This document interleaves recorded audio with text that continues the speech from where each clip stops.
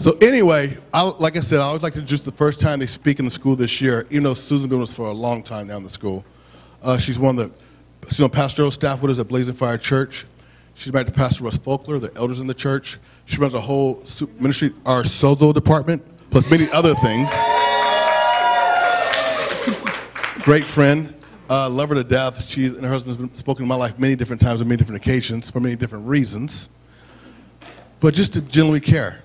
And so we're blessed to have her in this session. But she'll come back later in the school year to do what we call the session called Captive No More, which I am excited about for this school, for this year. God just put some of my spirit for that. We'll get into that later. Help me make my amazing, wonderful, beautiful friend, Pastor Susan Fochler.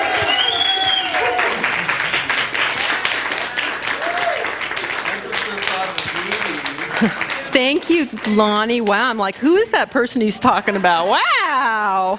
Of course, how many of you know if we really could see who we are in the Spirit? That's one of the things I am so looking forward to in the great by and by, where we're going to be looking at each other going, wow, wow, you're amazing. We called it amazing. We're going, oh, amazing. We didn't know what amazing was. We didn't know. Oh, no. So, okay. So we're going to talk about intimacy. And I know that's a really big topic. But you guys have already talked about this, I think, to different levels.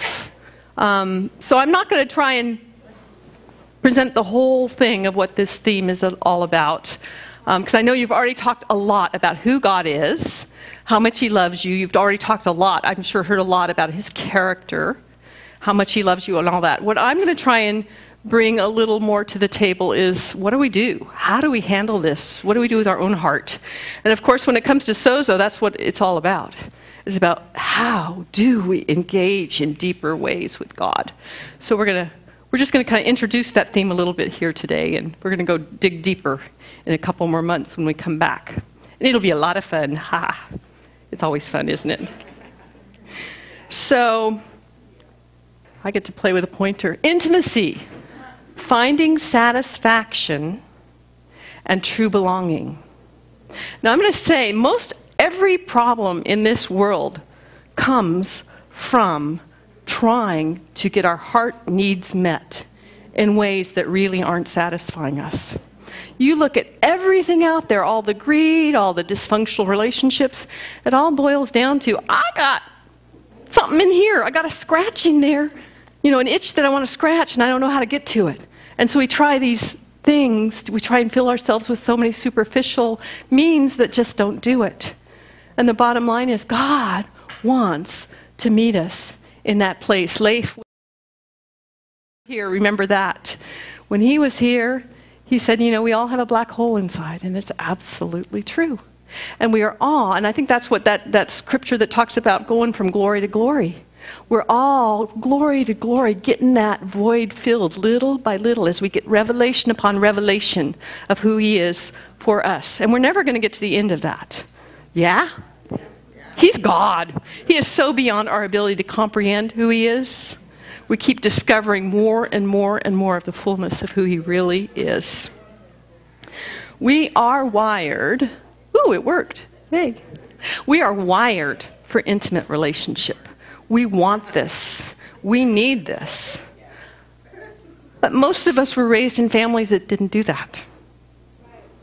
When you opened up your heart and you were vulnerable, nobody was there, or maybe even got hurt, punished. So we need to learn this, and that's normal. God chose you first. We tend to think that we want it for us. The honest truth is He also wants it for Him. This is a two-way relationship. It's a two-way connection. You can only want Him because He wanted you first. Yeah? Everything that we do is reciprocal in our relationship with God. Every place, every way we want to connect is because He wanted to connect with you first. That's how much He loves and adores you. And I have to apologize. I actually changed my notes after I sent them to Lonnie, because I have been teaching this material for a while now, and I will tell you, every time I'm getting ready to teach it, I kind of go through a little crisis, because I'm like, who am I to teach on intimacy? And it's not because I have all the answers. But it's because I value this. I value this so much. I was raised in a family that did not do intimacy at all. We didn't do emotion. We just did, right? We just, you toughed it out and you just got what you need to get done. And you didn't talk about feelings at all. So I was thankfully married into a family that did do emotions. And I'm so grateful for that. And I've learned so much from Russ and his sisters. I'm so grateful. But all of us in here are still learning how to do this relational thing. And so don't be beating yourself up or be hard on yourself if you don't know how. That's actually normal. That is normal human life here on planet Earth. It started with Adam and Eve. The connection got broken. Suddenly what happened? Shame came on them. And that's one of our big problems. We are ashamed of showing our true heart. But the good news is we're going to learn how to let go of that stuff and realize we got God on our side and we have nothing to be ashamed of. So, we'll try again? Yes. Okay. I guess I went, there we go. This is sort of the new way I'm defining intimacy, which is a change from your notes. It is, I'm sorry. Oh. Sorry! You have notes, they're coming. Allowing God to see my true heart and giving Him the freedom to reveal His true heart to me. Recognizing our innate need for His presence in every aspect of our lives. We've all heard it said, well, God knows me and He already knows all about me. But there's something that's so much different when we know that He knows us. When we go with Him into that place. That's where it becomes a two-way relationship, a two-way connection. And allowing Him to reveal His true heart to me, I think it's very possible, and we do this all the time in Sozo, where we actually can project stuff onto God of who we think He is. And that's most of what we do in Sozos. We are thinking God is like Mom or like Dad or like whatever. And as we grow in our intimacy, our ability to connect with Him, we start allowing Him, giving Him the freedom to be Himself. Like who He really is, which is way bigger and way better than any of us can wrap our brains around. Thank goodness. So we're learning it. And I also want to share one more little definition. And this is by Brené Brown. We'll be looking at her a little later on. This is a woman who is a researcher, actually. And she's discovered a lot about relationship and connection by simply interviewing thousands upon thousands of people. So the reality is we all carry eternity in our heart, whether you're saved or not. And we all know when a relationship's working, when it feels good, when it feels safe. So this is how she defines it. Love is not something we give or get. It is something we nurture and grow. A connection that can only be cultivated between two people when it exists within each of them. We can only love others as much as we love ourselves. This sounds a little like what Brent was preaching on Saturday night, doesn't it? So we have a loving, intimate relationship with God because the love in me is responding to the love in Him. Because I've received it from Him and it goes both ways. Oops.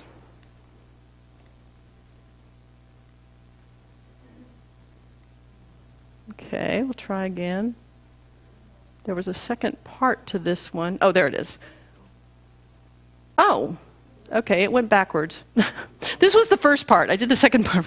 We cultivate love when we allow our most vulnerable and powerful selves to be deeply seen and known, and when we honor the spiritual connection that grows from that offering with trust, kindness, and affection. So I just would encourage you, close your eyes for just a minute and think. Trust,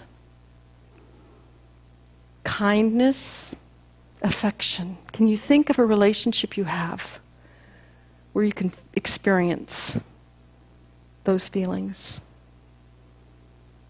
That is a very satisfying relationship, isn't it? And that's what we have in store for us with Jesus the more we get to know Him. Okay. There we go. All right. So I think the Bible talks a lot about intimacy. Of course, Moses is a great example of someone who said, this is it. I want your presence or nothing. Presence or nothing. We're raised in a culture that's focused very much on our left brains, on logic, on rationalizing.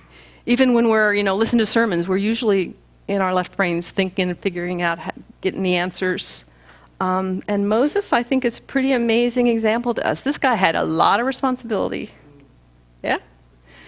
He was, I don't know how many millions of people, right? Lots of people. How many know? A lot of people he had responsibility for, taking them out to the desert. There were no 7-Elevens. Yeah? There was no rest stops. There was no nothing. And he said, your presence, God, that's what's going to get us where we need to go. It's your presence. I'm going to follow the cloud by night, right? The fire by night, the cloud by day. I'm going to follow you, Jesus, because you're enough. He knew. He had settled in his heart, God, you're enough. And he had a lot of people whining and complaining. A lot of people whining and complaining. But he had so settled in his heart, God, you are going to be my sufficiency, my enough.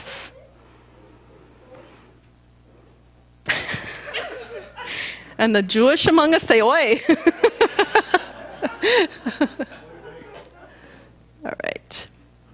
So we enjoy him. I mean, you don't want to have a close relationship with someone that you don't like, that you don't enjoy being with. He knows that about us. He created us to enjoy him.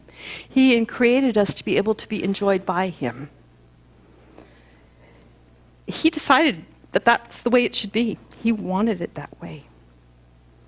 And because he enjoys us, this is from Ephesians 2, 4 through 6.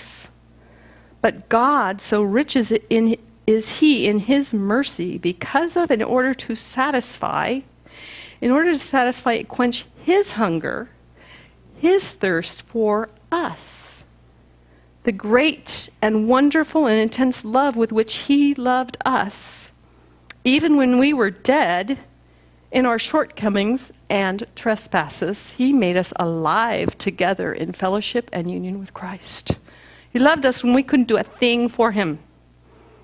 When we were just messed up in our thinking and our behavior and attitude, he said, I love you, I adore you. I created you to be with me. Because it is by grace you are saved. And he raised us up together with him and made us sit down together in the heavenly sphere in Christ Jesus. That's past tense. That means right now you are seated in heavenly places in your spirit.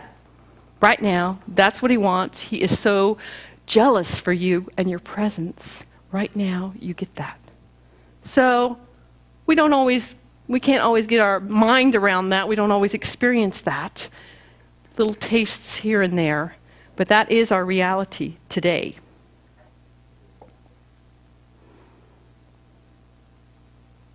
There is something only you can do for the heart of God. And only he can do for each one of us. In his presence is fullness of joy, and at his right hand pleasures forevermore. He wants us to enjoy this relationship. I mean, this was all his idea. It's amazing. A God so loving, so kind. He made us for pleasure. He really did. Yeah, that gets us messed up sometimes.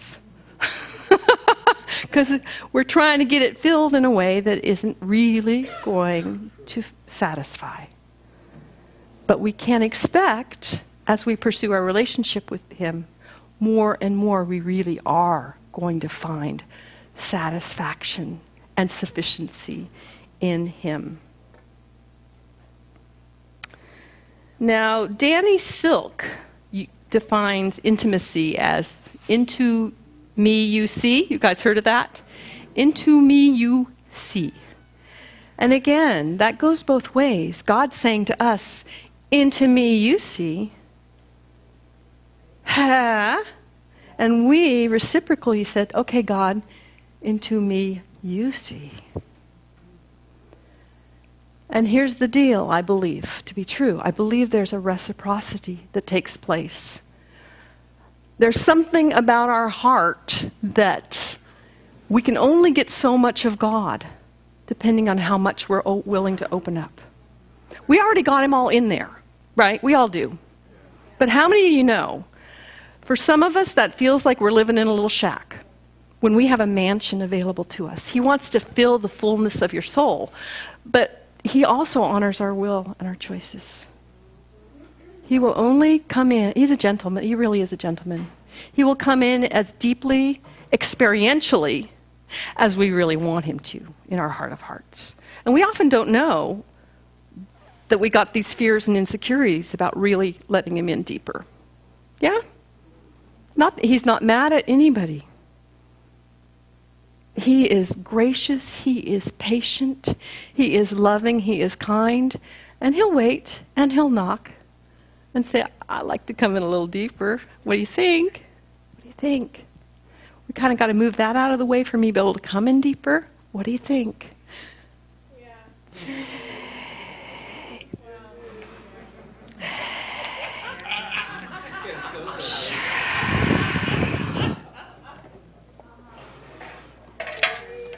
I will tell you, hey, how many people come in for a sozo and they're always telling me, I think the issues, I got some trust issues.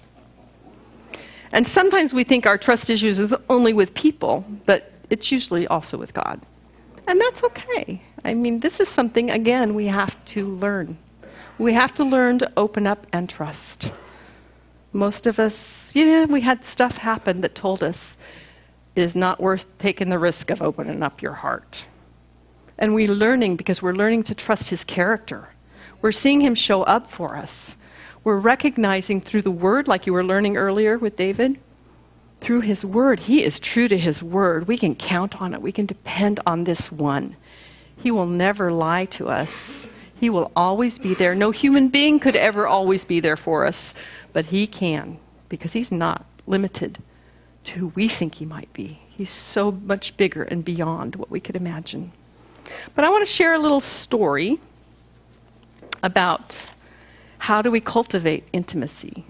And I think that's why I like that definition Brené Brown shared, that it really is something we need to grow. Love between two people is something we need to grow by experience, by just walking things out together. This is from Brené Brown's book, actually, a story she tells. She shares that somebody else's story. A man who's done a lot of work on a relationship and intimacy. There's a movie. He references a movie. I just want to say a little bit about that. That's a movie called Sliding Doors.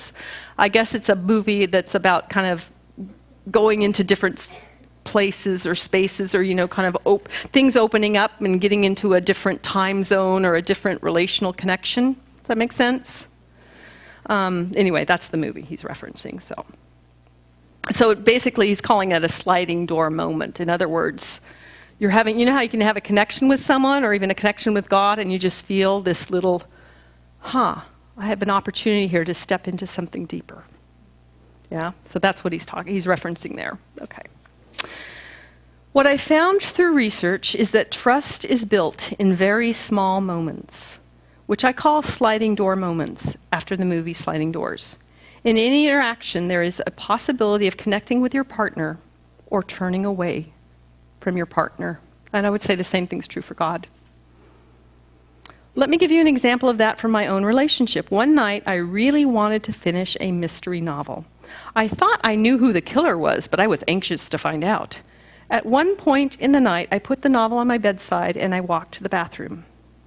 As I passed the mirror, I saw my wife's face in the reflection, and she looked sad, brushing her hair. There was a sliding door moment. I had a choice. I could sneak out of the bathroom and think, I don't want to deal with her sadness tonight. I want to read my novel. But instead, because I'm a sensitive researcher of relationships,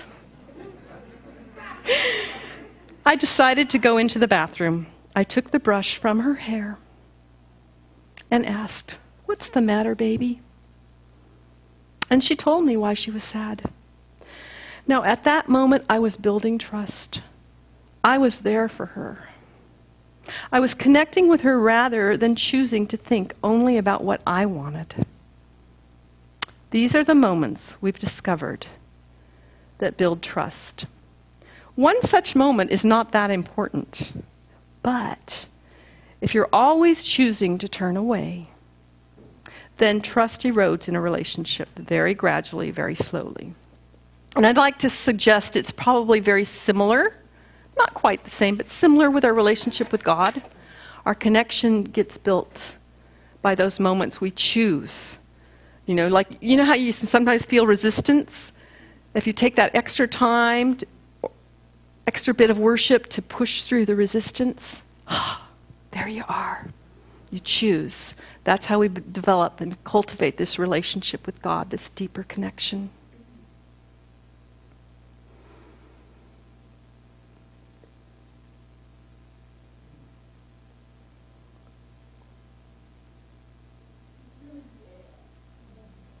I think for most of us this is well-known scripture. The one thing, we are created by God to enjoy Him. One thing have I asked of the Lord, and that will I seek, that I will dwell in the house of the Lord all the days of my life, to gaze upon the beauty of the Lord. And we're still in this place of getting how beautiful and how amazing He is. He is. And I think our connection, our way of connecting with Him and relating with Him is just expanding out. I mean, it can be so simple as just standing and watching a sunset and inviting Him into that place to watch with you. Hey, there's a sliding door moment. God, you're here with me, aren't you? Yeah? Yep. And here's another one that talks about His heart for us. We relish and feast on the abundance of your house. Oh, you cause us, Lord, to drink of the streams of your pleasures. For with you is the fountain of life. In your light do we see light. God really wants to meet you in your place of deepest need and yearning. So, one thing I would say about intimacy, though, sometimes we can think that because we don't get the rolling on the floor laughing thing, or have this, moment in worship, that our relationship with God isn't that great or isn't as intimate as somebody else's. But I want to tell you, I think what intimacy doesn't have that much to those moments of holy laughter. I really don't think that has a lot to do. I think that's just God showing up and blessing us and kissing us. What really, I think, has to do with intimacy is simply a matter of how much of your house have you let Him into?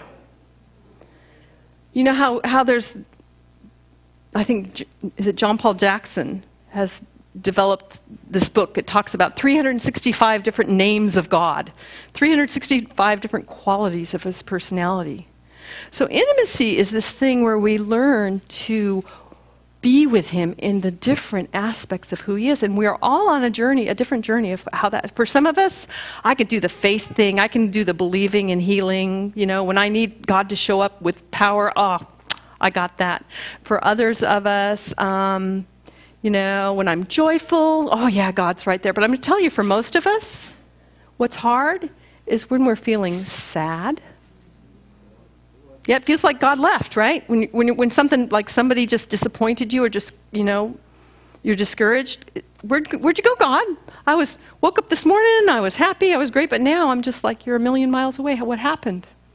We haven't learned always how to let Him in to some of the painful places.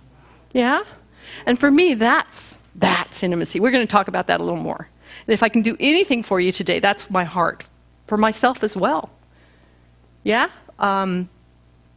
Most of you know this, probably not all of you. About a year and a half ago, my husband Russ, was desperately ill. He was in ICU for 40 days. They did not think he was going to make it at all. And I'm always been kind of a strong person. Like I handle stress, I handle trauma okay. But I will tell you, my best friend, not only was I sad that he was so sick and I'm being told he might not make it, trying to be, okay, God, I know you can heal, but the reality is he's on a ventilator. He can't breathe. This is not pleasant to watch. My best friend wasn't there to help me, to comfort me, to talk to me. He's the one. So I would go home at night and go, God, where are you? I hadn't learned, because of how I was raised, I hadn't learned to allow God to comfort me. And I'm still on a journey of learning that. Okay, that's my place of learning intimacy, is learning to let him comfort me. Because I didn't think I needed to be comforted. I was good, I was strong, but I'm like, I learned during that time, I need God's comfort in my life. And I'm still learning, I'm still discovering. How do I let you in there, God? So we all have that. And for all of us, the landscape of our soul looks a little different for each one of us in terms of which areas of our life we're more comfortable letting him in than others. And we're all different. And for God, that's his great adventure with us, is helping us recognize where he wants in. I know he loves that. He loves that when we get a revelation of, oh, God, I didn't know I was leaving you out of that part of my life. He loves that when we get those revelations. That's what I love about Sozo, because we do that all the time. Like, wow, I didn't know God thought that about me. Love that. So we are going to spend like maybe 10 minutes or so. We're going to break up into small groups. I'm thinking just 2, preferably only 2 people. And if there's an extra, 3. How's that sound? Okay? And this is what we're going to do. I'm going to share these. I don't think I put these on your notes. I probably should change. Oh, okay, sorry. That's okay. It's going in your spirit. It's okay. All right, here's the questions. You're going to each share turn. I'm going to tell you to switch after about 5 minutes, okay? So if you end up wanting to chat about your day, you won't get to share, because we're going to stop at exactly 10 minutes. We're going to stop. Okay. Just say that again. But you're going to miss out something really rich. This is going to be rich. So do share with somebody you feel like you can really be honest and vulnerable with, okay? Or not. Whatever. Okay, here's the questions. Number 1, what person in my life have I felt the closest to and the most comfortable with? That's question number 1 that I want you to share. And you may need to stop and think for a few minutes here. Who would that person be? Yeah? Okay. What person in my life have I felt the closest to and the most comfortable with? Okay. God is not an okay answer. And that's only we're going somewhere with this. And I'll be honest, it's probably not true. It's probably not true. If you think God is the person you're the most comfortable with, it is not true. You know why? Because you are projecting a lot on God to make him safe for you. Because if you're not safe with people, I guarantee you're not going to be feeling do you know what I mean? Does that make sense? Okay. I'm not just trying to put something on you here. I'm just being honest, because we're all human beings, and the reality is he's a person too. And if we say to ourselves, oh, I feel so great with God, well, it's because you're only allowing yourself to experience a certain amount of him. You know what I mean? And that is not for condemnation at all. That's just honest truth. Yeah, we're all, can you imagine? You know, people I've heard who've had face-to-face, real face-to-face with God, they are on their face repenting. I mean, the one time in my life I had that, I thought I was going to die, you guys. One time, it was a long time ago. But anyway, I'm just saying. You know, when he really bears himself and reveals himself. Well, yeah. Yeah. Not that he's going to kill us, but just his holiness and his purity. I mean, he's just overwhelming. He's amazing. Okay, so number 1 was that question. You got it? Number 2 question, and this one's going to be really hard. Or it's going to take a minute to think about this one. What was it about that relationship that made you feel safe and that you could be yourself?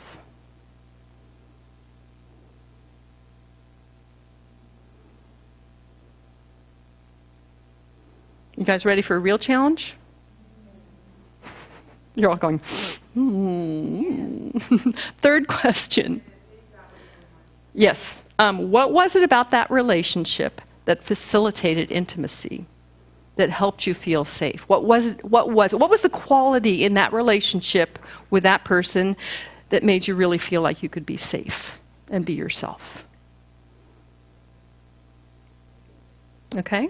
And number 3 question is, and how does that quality look in my relationship with God?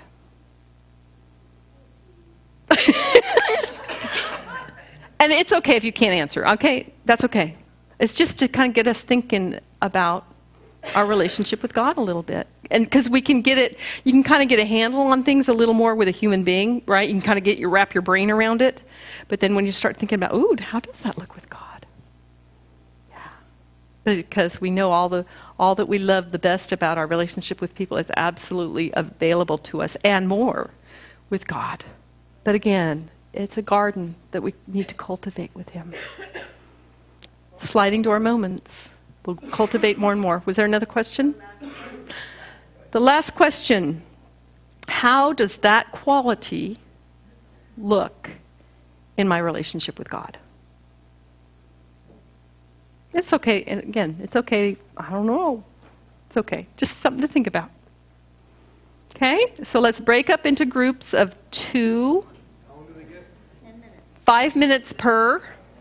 And if you have a group of 3, you'll need to move a little faster.